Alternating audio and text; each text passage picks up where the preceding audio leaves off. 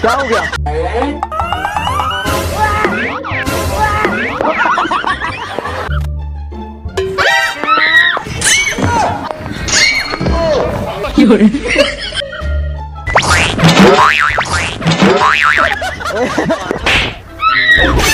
तो यही आज का प्रैंक है जिसके बहुत ही मजे के रिएक्शन आए और हमने आपको एंटरटेन करने के लिए नया चैनल स्टार्ट किया खिजर चौधरी के नाम से।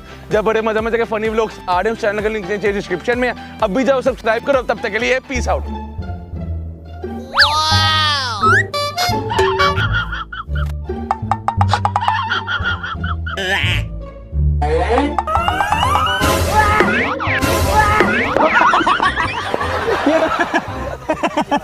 पढ़ चुके रहे हो।